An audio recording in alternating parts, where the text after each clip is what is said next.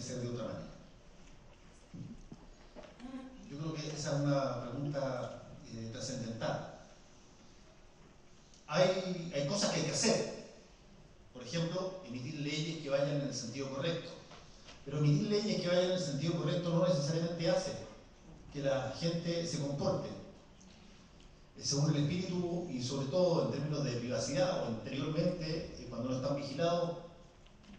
¿Cómo se consigue que las personas cambien su comportamiento, cambien su conducta en la dirección de lo que es más sano, lo que es más justo, lo que tiene que ver en este caso particular con los derechos de los niños?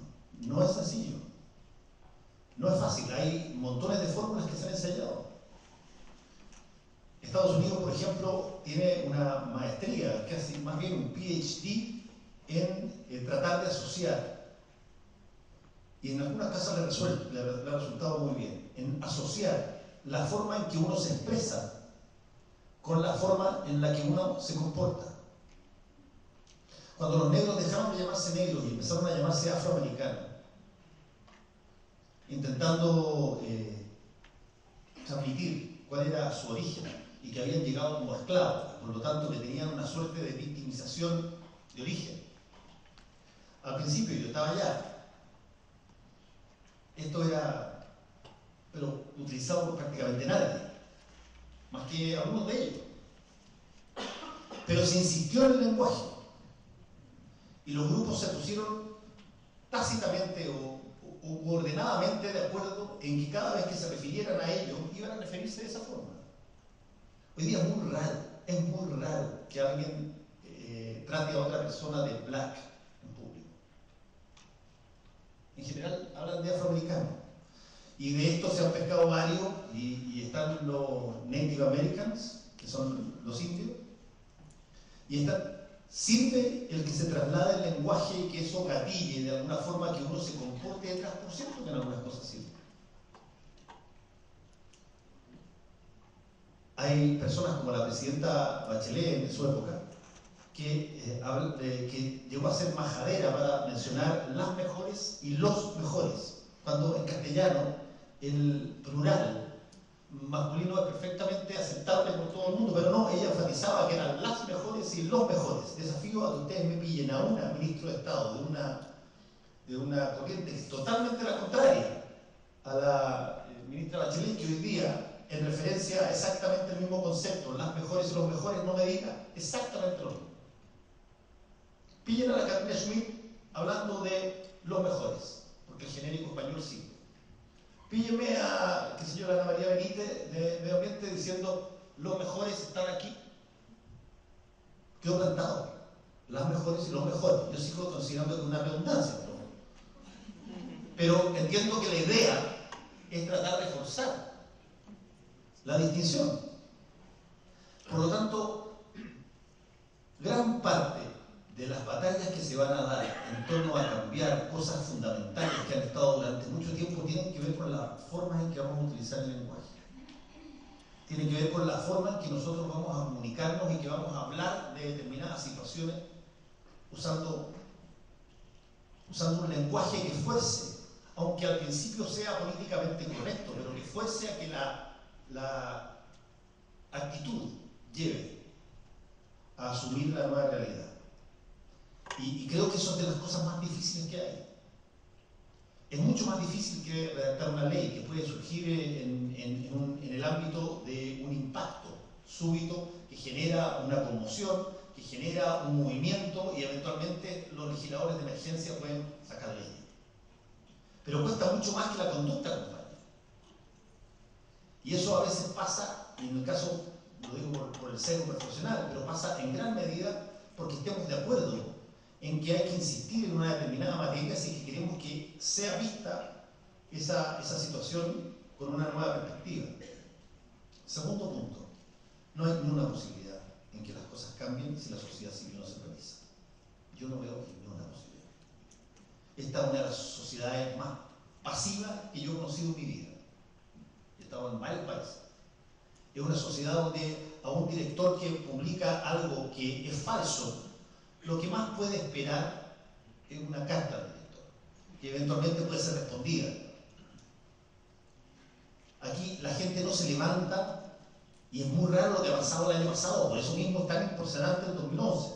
En general no se levanta por situaciones que no le implican directamente. Que de pronto haya habido una manifestación de 7.000 o 10.000 personas porque a los magallánicos les subieron el gas. En Santiago es raro, es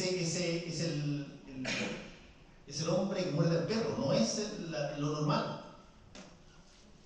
Pero yo no veo ninguna posibilidad en que el sueño, llamémoslo así, el comportamiento soñado que está detrás de muchas de las leyes que se han propugnado y de muchas de las cosas que se postulan, ni una posibilidad de que esas cosas se encarnen, a no ser que haya gente que, para usar una vez más Ortega, se sorprenda, se pare, no acepte, se una a otro cuando estas cosas ocurren.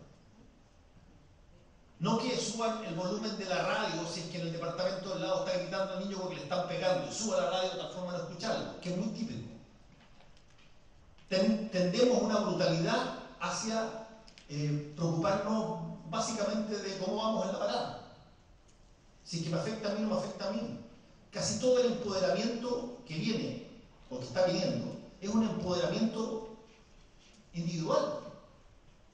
Tú tienes las tarjetas de crédito tú tienes los endeudamientos tú, por primera vez tienes hijos de tu familia que están yendo a la universidad, te puedes mover relativamente rápido, tú te comunicas con quien quieres.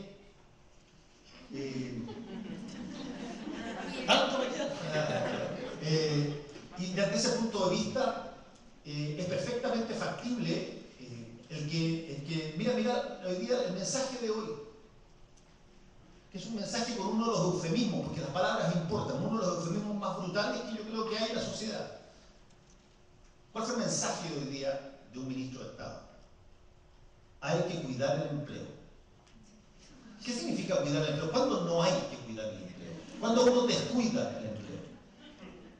Como misión, como intención, como propósito. ¿Cuándo uno dice, mira, mi propósito es descuidar el empleo?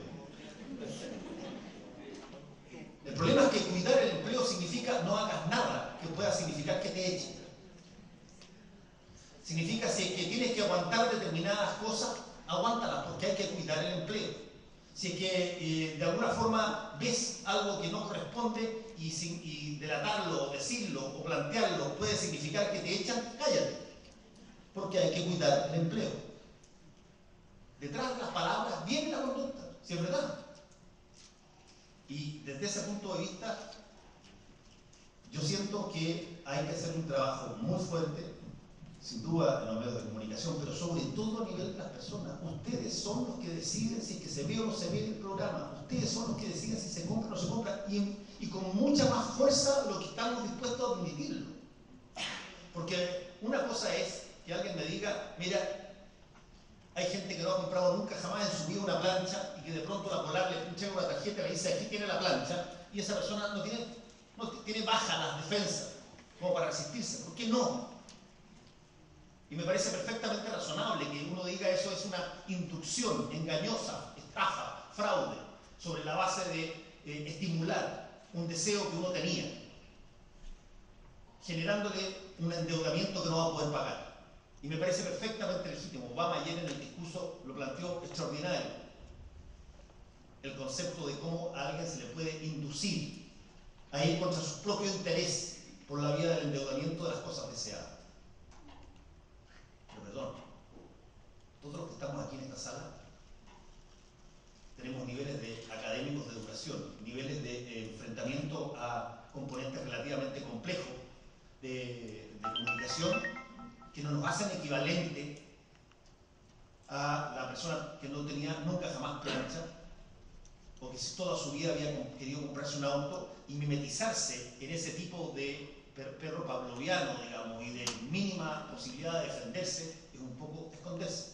Por eso yo, en todas las charlas que doy, me saco la cresta a mi gremio y termino pegándole un poco a todos ustedes, porque son también hiperresponsables, como sociedad civil en general, de descuidar aquello que en privado dicen que atesoran. de favorecer conductas que se repiten, entre otras cosas porque nadie las para y porque nadie se levanta. Se necesitaron 4 personas en un momento dado para parar una máquina de abuso, como fue el caso de Caradima.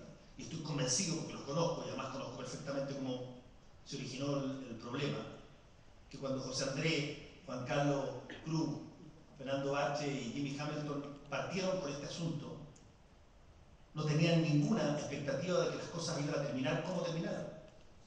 Ni sabían tampoco que eventualmente podían tener un resultado como el que tuvieron. Sí sabían que era hora de pararse. Y en la medida de que eso tenga algún grado de enseñanza, no en esperar el héroe que se levante y resuelva mi problema, sino observarse de que tal vez hay ciertas cosas que uno no debe aguantar. Hay ciertas cosas para las cuales necesita juntarse con gente. Si es que hay algo disponible hoy, es comunicación horizontal para ponerse en contacto con más gente. Y creo que es extraordinariamente importante que eso sea parte de las cosas que se propongan a futuro, que sea parte de las cosas que se empiecen a encarnar en el futuro, para que tanto los medios de comunicación, en el ejemplo que estoy dando, como las personas que son receptores de las comunicaciones masivas, tengan un grado de empatía, de encuentro, de respeto mutuo, para poder decir con